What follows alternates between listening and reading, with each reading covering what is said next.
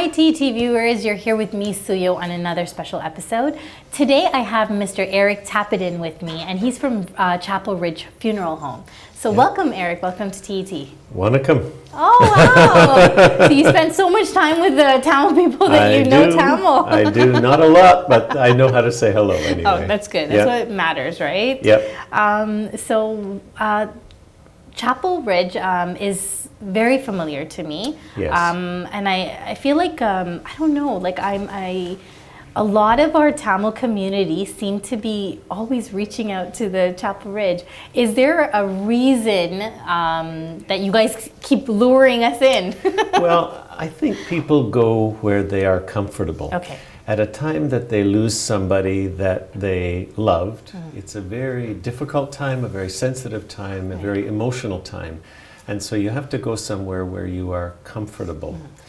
We have worked very hard over the last 20 years to reach out to all of the cultural communities in the GTA. Our funeral home is in Markham, and so it's very diverse there, very multicultural.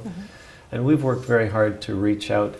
And a few years back, I remember being very deliberate about reaching out to our two staff, Christine Sivaratnam and Vilushan Sivatharman, who are our Tamil staff. And Vilo is the first Tamil funeral director in Canada, someone who actually, and of course, interesting guy because he was an engineer, a trained professional engineer, and just had a heart for working with people who were grieving. So he gave up his engineering career, went back to school for 2 years, got his funeral director's license, and I said, Vilo, you have to come and work with Chapel Ridge. We really want to serve in the Tamil community. And if when you go to a funeral home, you can speak to someone who speaks your language, who understands the subtleties and nuances of your culture and your traditions and your rituals. And it doesn't matter if you're Hindu or Catholic or evangelical Christian or of no faith at all. If you're Tamil and you can speak to someone who's Tamil, who understands the subtleties. So it doesn't matter whether you're from this village and you have these traditions or from the city and you have these traditions. We understand that because we have Tamil-speaking staff. We also have a large chapel. We have the largest chapel in the GTA, and so when the Tamil community comes to a funeral, everybody comes. Yes. And so you need a big room. Okay. And we have the largest one. It seats over 300 people. And that makes a difference too, I think. We're also very careful to honor people's traditions. Okay. So some funeral homes you go and they say, no, you can't do this, you can't have this kind of oil, or the priest can't do this, or you can't bring this kind of food, or this kind of incense is not welcome in our funeral home, because they're used to just sort of the North American way of doing things. Right. When people have traditions of how they say goodbye to someone, we want to honor those. And so we do. And I think finally, people don't often think about price when it comes to funerals, but many people have to think about price because a funeral costs a lot of money. So we have deliberately tried to keep our prices fair and reasonable. And so people know coming to Chapel Ridge, they're not going to have to pay as much as they pay at other funeral homes. And we do that deliberately.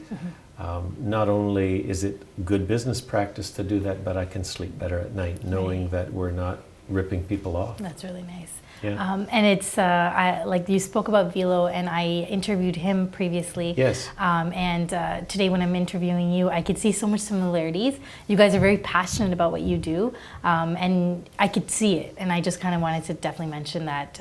So it's nice to have you guys doing what you're doing, because I would want to come to a place where you guys are the ones serving me. I think if people are passionate about their work, it doesn't matter whether you're a TV interviewer or you work in a restaurant or you work for the government or whatever you do, if you're passionate about what you do, people can tell that. And they can tell if you genuinely care. Something I've learned in 30 years of working in this field is most people are good judges of character. It doesn't matter whether you're educated or not, or what culture you come from. When you meet people, you can tell that person either really cares or they don't, or they're phony in the way they're pretending to care. People can tell that. They Right. know. So when they meet someone like Christine or Voloshin, they know that they really, and they keep their phones on 24 hours a day. They get phone calls at 3 in the morning, you know, my mom just passed away or my sister just died, and they answer their phone and they're available.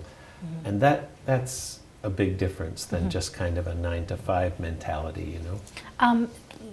Since like you guys are, like you're the owner, I know. Yes. But like you're dealing with this all the time. Yes. How do you feel mentally doing this work all the time? And let's hear a little bit about your background, Eric. How did you Sure. get into doing this?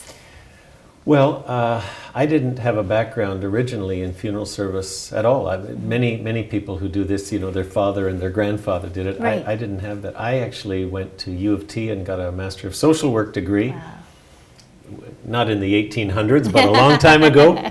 And I worked in the correctional system in Ontario, working in prisons and probation and parole. And you talk about high burnout work, that is high burnout work because the emotional tug on trying to help people to give up you know, criminal behavior and turn around their lives is very difficult. But working in government, of course, as you go up through the ranks, the theory is if you can manage something, you can manage anything. So I got moved around to the Transportation Ministry and the Cabinet Office and ended up in the Consumer Ministry where we regulate and license people, real estate brokers and travel agents. And we licensed and regulated funeral homes as well. Okay. So when I left, I was looking to take a job with a management consulting firm, and this cemetery company said, hey, why don't you come and work for us? So I, in a few years, became the president of their funeral division, and then a pastor friend of mine said, Eric, you know how to do this. Why are you working for someone else? So I thought, yeah. And I guess for me, you know, I'm a Christian, so for me it was God's call on my life to do the entrepreneurial thing and start my own funeral home. So it took 2 years, did a business plan, raised the money, got the land, got the zoning for the land, built the building, and then we opened 20 years ago, April 1999. Wow. So it'll be 20 years this April. Nice. Yeah. Congratulations. Thank you. And you deal with mental health, like you see a lot of deaths, I would Yes. say. Yeah. Is there a lot of, because I had the interview regarding mental health with Voloshin last week, Yes. where we talked about suicides Yes. amongst Tamil men especially. Yes. Can you elaborate more on that? Yeah. You know, mental health is such an important issue in Canada and in our community here in the Greater Toronto area, across every culture and across every age group.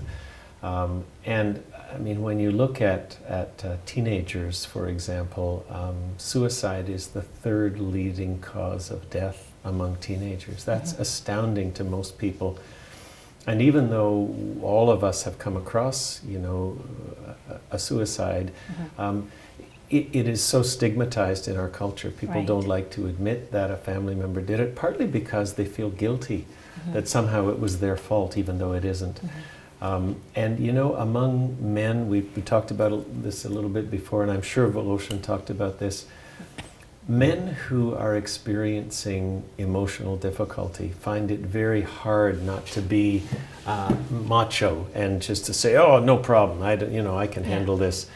And I think, you know, when it comes to grief, for example, 7 times as many women reach out for grief support and help in their grief journey as do men.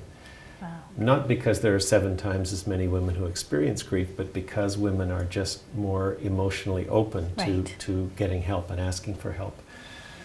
And of course, when you, as a male, if you keep it all bottled up inside, it just eats away at you. And so whether it's grief after losing someone, you know, Right. losing a son or a daughter, losing a wife or losing a parent even, if it's keeping your grief bottled up and not mourning by allowing that out and expressing that and then getting help to deal with it, or whether it's some other kind of problem that is, you know, related to, you know, low self-esteem or insecurity or a feeling of failure, if you've lost your job, and or your marriage has broken up, and so whatever it is that's the prompting cause, men who feel that they can't talk about it or can't admit it, often take their own lives. And if they don't take their own lives, they can cause all kinds of other problems, social problems and emotional problems for themselves and their family. So I know that there are some initiatives in the Tamil community right now, the Mr. Tamil pageant, for example, which Chapel Ridge is going to support big time. Right. We really are excited about that and about opening it up and being able to talk about it. I know that, for example, Markham Stouffville Hospital, I spent 12 years on the board of the foundation and past chair of that. And one of the little specialties that most people don't even know about, but Markham Stouffville is so close here to North Scarborough and where the Tamil community is centered in Markham and Stouffville. Markham Stouffville is there. They have a mental health department that is incredibly good. I don't think a lot of people know that. It's known for that. Okay. Dr. Russ Sethney is the chief of psychiatry. They're a brilliant psychiatrist, and again has a heart the size of the Rogers Center. He really cares about his patients. Okay. And they have both inpatient and outpatient services there. They work with teenagers, adolescents. They work with adults, male and female. So they have a phenomenal mental health program there. Is there anywhere else or any advice that you can give to someone who's battling depression or they don't know how to kind of speak to anybody, and especially in the Tamil community, and especially with people my parents' age, for example, they find it, I think, the hardest to open up. I think our generation's more we know that it's okay. And even then we're having a hard time. But any advice that you would give? Yeah, one of the best things I think that you can do if you're feeling that you need some help with mental health issues is to talk to your family doctor. Okay. Family doctors are not psychotherapists themselves and don't necessarily specialize in providing mental health services, but they can act as referral agents. So, for example, the mental health department at Markham Stouffville, most of the people who are there, either as outpatients or inpatients, come as a result of referral from their family doctors. Okay. And family doctors of every age, every culture, male, female, doesn't matter, can refer you to these services. And not just at the hospital, but there are community services out there as well that they can refer you to. Okay. And of course, all confidentially. So you don't need to feel like the whole world is going to. You're not going to be on Tamil Entertainment Television just because you've admitted you have a need for some help with a mental health issue. Okay. Yeah. And I know you love what you do, but has there been a point where you were oh my gosh, I'm dealing with this every single day, and has it ever affected you personally? A lot of people ask that because a lot of people I don't think can do the kind of work we do. And sometimes people say, Eric, how can you stand to, for example, how can you stand to be around dead bodies every day? And I correct them at that point and say, you don't understand, those are not dead bodies. Those are people, they just don't happen to be breathing anymore. That is somebody's mom, that's somebody's son, that's somebody's sister. These are people. And so it's a privilege, it's an honor for us not only to take care of them after they're deceased, but it's an honor to be able to care for their families. And during that few days that their hearts are just broken and they're not thinking straight and they're just aching with grief, it's a privilege for us to be able to say, we'll try to make this easier for you, to give you a formal setting where you can, in a formal way, say goodbye. It doesn't take away the grief, but it helps sometimes people to be able to express it and honor the person's life in a way that later on helps them to adjust as they go through their grief journey. I cannot remember a day ever waking up in the morning where I got up and said, I don't want to go to work today. And I can't explain that other than, again, because of my personal belief system, I believe God has a calling on all of us, and if we're doing what God calls us to do, then we'll be content with that. And I wouldn't say happy, because happy isn't you know, we don't do happy at the funeral home, right. but we do contentment and peace. And sometimes there's even an inner joy in knowing, you know, when someone comes up at the end of a funeral and I see them give Voloshin or Christine a hug and say, thank you so much, I couldn't have done this without you. That just, it makes me want to get up again extra early the next morning and get to work and help some more people. And I think your son is now working with you as well, right? So obviously he sees you, first of all, doing a great job, so he wants to be a part of it. Yep. And you're not lying about when you said you're happy going into work every day, because he wouldn't be working there otherwise. He understands that. Right. Yeah, you know, when we started Chapel Ridge 20 years ago, I wasn't wealthy. I didn't have a lot of money, so we borrowed money from everybody we knew. We had a big mortgage on the funeral home, and it took us longer to get started than I expected. I thought maybe 3 to 5 years and we would be profitable. But I never took a salary from the funeral home for the first 7 years. Wow. We lived on my wife's part-time teaching salary, and those were very hard years. My son, who works with me now, who's 34, at that time when we started the funeral home, he was 14. And so his teenage years, from the time he was 14 to 21, those formative years when you're watching your parents and saying, what kind of people are they, and do I want to be like them or not? You know, he saw how difficult things were. So Glenn actually went and didn't do funeral director training, he did accounting training. And I always tease him, I said at his wedding a few years ago, Glenn's mission in life was to save his father from bankruptcy. And I think he's done a pretty good job. But that was his passion, to say, you know what, my dad's really good at helping people, but you know, I would give away our services if I could. I don't have a financial bone in my body. And so he's been very helpful at sort of balancing our thinking and keeping us able to serve the community well and still offer, you know, reasonable prices and that sort of thing. That's good. Yeah, so that's been a nice family thing. Yeah.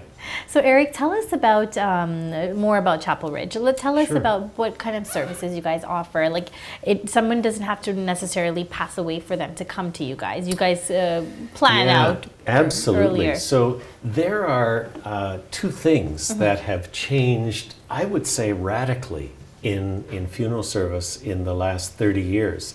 Two things that have changed markedly. And that is, the cremation rate has increased incredibly, and secondly, people are starting to pre-arrange.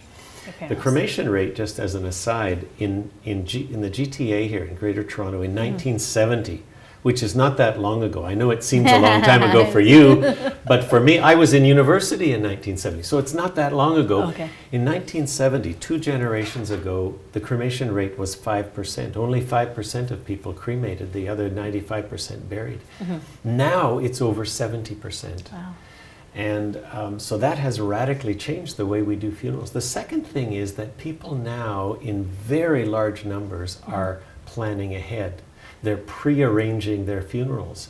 And to some people who aren't used to that, and it's not a big thing in Sri Lanka, I understand that, it seems kind of weird or foreign to do that. But, you know, there are over 75 things that people have to do in the first 48 hours after someone dies in order to have a funeral. It's the same amount of work as planning a wedding. But because it's sad, we don't want to think about it ahead of time. We pretend we're not going to die. And so people don't like to think about it ahead of time. But I think people have realized that if you can do 90% of those 75 things ahead of time, you don't take away the sadness from your family when they lose somebody they love, but you take away the burden that overlays on top of that sadness of having to do all that at a time that you're least equipped to do it emotionally. You're upset, you're not thinking straight. And a funeral, planning a funeral, there are lasting financial and emotional consequences. So to be able to be thoughtful about it ahead of time and do the work ahead of time, there are a few people in the Tamil community who who have started to prearrange. But for the most part, it's like, no, we don't No, do that. we're not going to die. And you know, every cultural community is that way. And there are still people in every culture who sort of say, nope, that's dumb. I don't want to do that. I'll let my kids handle everything. Your kids, of course, when you pass away, your kids will never have lost their mother or father before. They've never planned a funeral. They don't know what to do. Right. So you're leaving them with a job that they're not equipped to do, and at a time that they're really upset, it's not really fair to them. So to be able to do everything ahead of time to the point where all they have to do is pick up the phone and say, Viloshan or Christine, my dad passed away. I know you have everything on file there. Oh, okay. He's at Scarborough Grace or Markham Stouffville Hospital.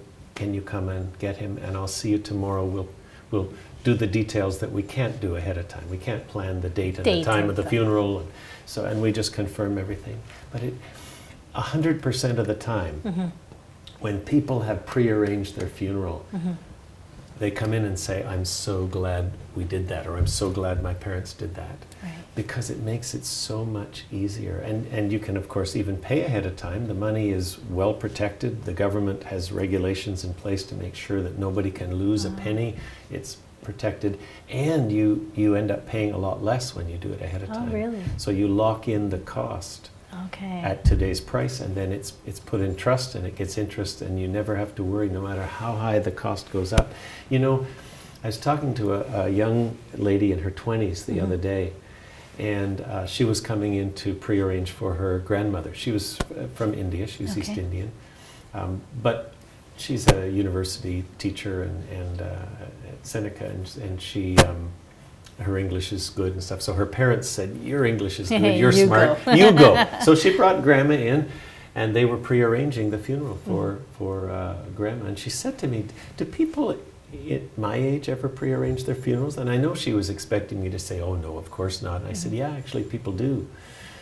I said, "You're 24. If you chose an $8,000 funeral today, do you know that by the time you're 95, and that's what your life expectancy is now if you're in your 20s, your funeral could cost more than $300,000. And she started to laugh, and she said, "A funeral could never cost $300,000. And I said, "Let me tell you a story.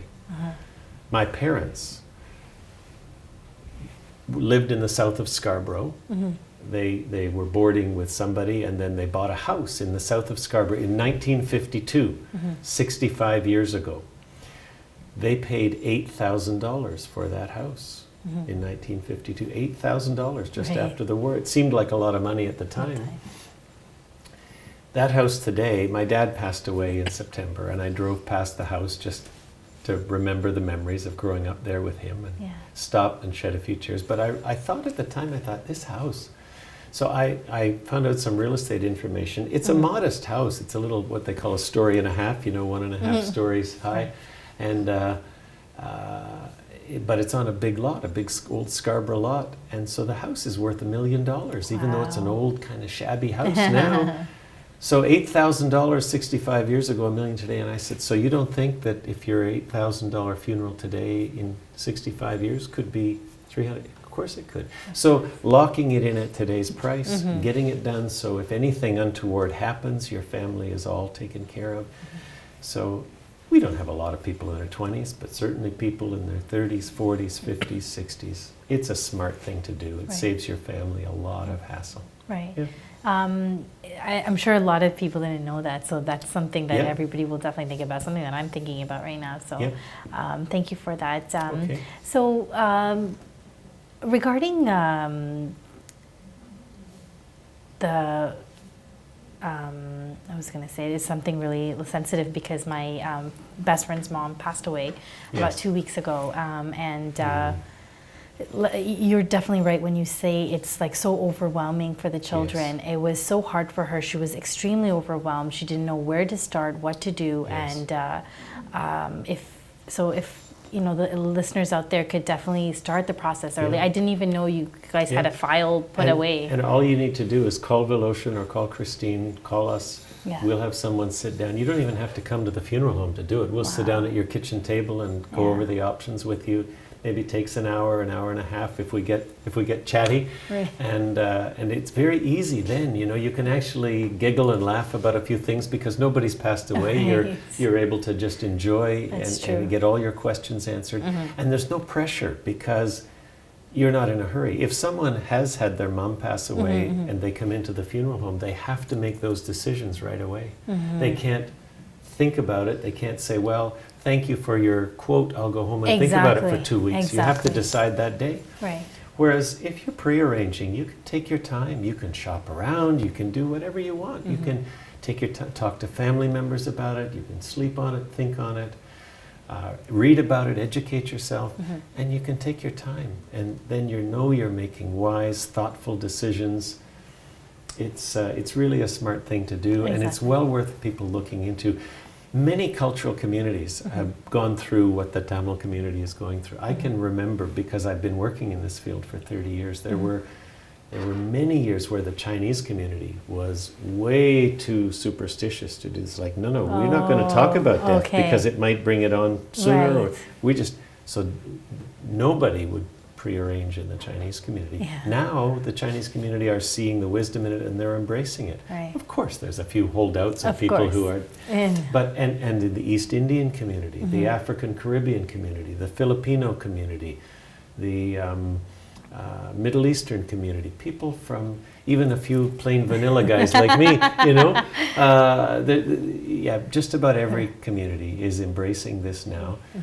The Tamil community is still, we have had people come and do it, but as a community in large numbers, and people don't have to pay all at once. So if it's an $8,000 or $9,000 funeral, whatever, you don't have to write a check or use your visa. You can do time payments. okay. And the good thing is, if anything happens to you before you finish paying for it, the company that's holding the funds will pay the balance. So Okay. if you die prematurely, it's all paid off ahead of time. I think a So lot of there's people some didn't know that, Some so- really good features to the kind of plans we offer. So So you guys can go in depth with when the clients absolutely, come in. yeah, So it's yeah. awesome. But it's worth checking out. Definitely. I Absolutely. think a lot of people didn't know about that. So after today, it'll be something that they look into. Thank you. So thank you so much, Eric, for my all pleasure.